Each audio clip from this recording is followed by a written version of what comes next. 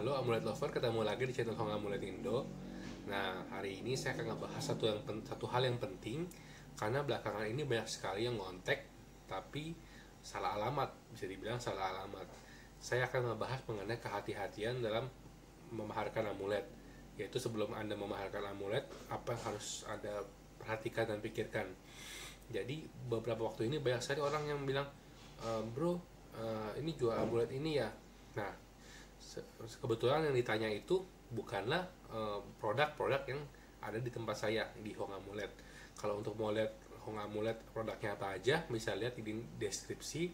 Saya ada cantumin Instagramnya serta websitenya, dan bisa follow up di channel YouTube ini. Jangan lupa subscribe dan like makanya ya. Nanti bagi ke teman-temannya supaya mereka yang mau cari amulet nggak sampai terjebak, nggak sampai ada salah pilih. Oke, kita mulai aja.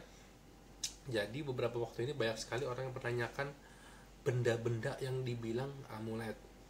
Dia bilang, bro, saya nggak bisa bilang barangnya kayak apa ya, karena saya nggak mau membawa-bawa satu atau lain pihak. Tapi kurang lebih mereka nanya seperti ini, bro, jual amulet ini ya, gitu ya. Saya lihat gambarnya, saya bilang, ini yang buat siapa?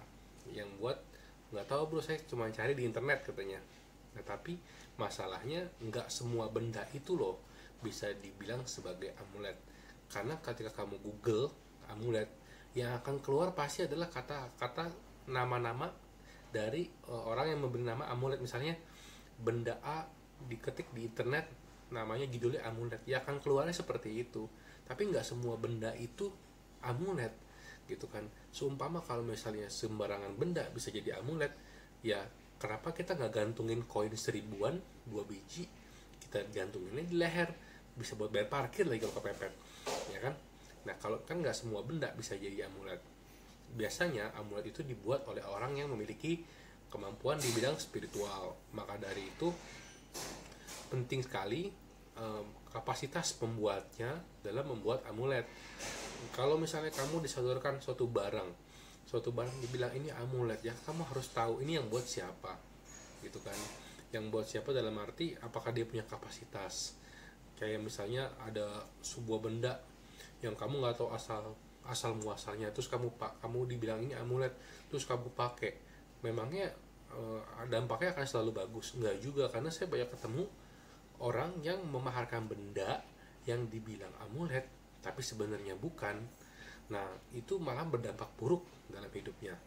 Kenapa bisa begitu? Karena kamu tuh nggak boleh sembarangan memakai barang-barang yang bisa dibilang tuh barang-barang antik atau barang-barang tua.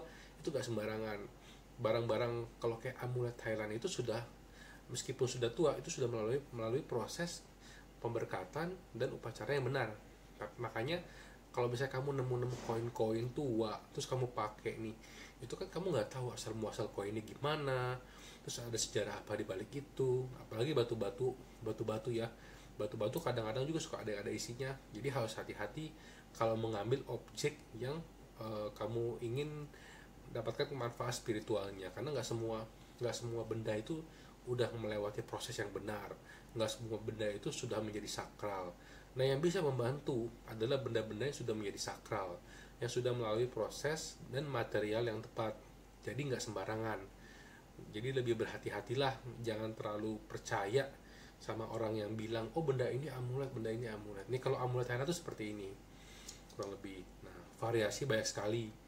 Cuman ini salah satunya aja, saya kasih contoh supaya nggak semua benda dibilang amulet. Kadang-kadang yang ya saya nggak akan nunjukin ininya lah, karena nanti ada pihak-pihak yang akan tersinggung.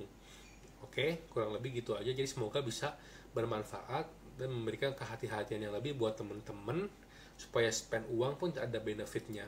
Karena ada orang yang kontak ke saya nunjukin barangnya gitu loh. Saya nggak akan nunjukin di video ini, nunjukin barangnya. Dia bilang setelah sekian lama saya pakai malah saya semakin terpuruk katanya. Dan makanya dalam hati saya, memang nggak semua benda itu kamu bisa bilang amulet. Cuma bagaimana menjelaskannya ya saya coba jelasin. Cuma nggak semua orang saya bisa jelasin, karena banyak sekali yang ngontek. Jadi saya putuskan untuk buat video ini, supaya ada kehati-hatian yang lebih. Nah, harus tahu sumbernya juga. Kalau emang dia bukan spesialis di bidang itu, ya janganlah gitu kan. Makanya dari itu kan saya kasih namakan Hong Amulet Indo, karena memang kita menyediakan teh amulet terutama dari amulet Lumpohong, makanya kita namanya Hong Amulet. Kita mempelajari mengenai amulet Lumpohong dan menyediakan semua yang original dari Lumpohong. Oke, kurang lebih gitu dulu aja. Sampai ketemu lagi di video-video berikutnya. Sampai jumpa, jangan lupa subscribe dan like, share buat teman-teman kamu yang belum tahu supaya dapat manfaat dari video ini. Terima kasih.